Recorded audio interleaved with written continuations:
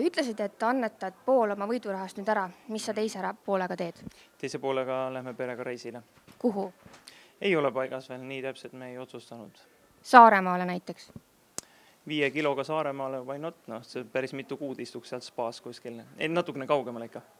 Mis sa arvad, mis see võluuba nüüd oli, et täna Elerini ees võitsidki selle saate, kes oli pikka aega favoriit? Mis see oli, mis täna kõiki võlus? No, mul on nagu raske öelda, tegelikult peaks seda küsima inimeste käest, et miks nad hääletasid ja mis see võlus, aga ma usun, et siiski võib olla nii-öelda laulu hääl, et see ma arvan. Kas see oli teadlik otsus finaalis näidata enda võimekust, mitte teha niivõrd nalja?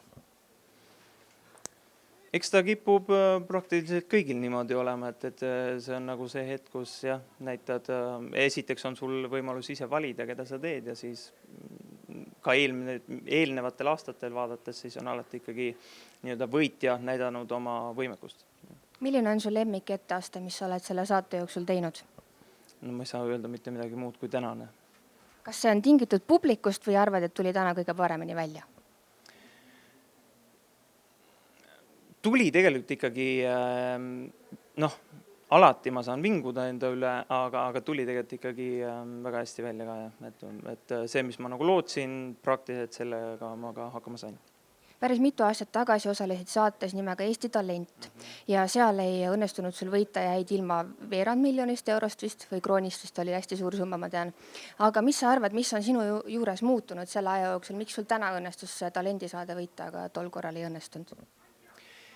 No eelmisel korral ei olnud ju kõik talendid nii-öelda lauljad, et siis oli ikkagi igast erinevaid siis artiste, kes siis mida tegid ja Erki Andres Nuut siis ka Lehepilli mänguga selle saate võitis, nii et eks seal oligi palju raskem ka konkureerida. Ja kindlasti loomulikult olema selle praktiliselt 10 aasta jooksul ikkagi tugevalt arenenud. Ja mis sa arvad, milline on sinu esmaspäeva hommik nüüd võidu järgselt? Kas see on erinev kui eelmine esmaspäev?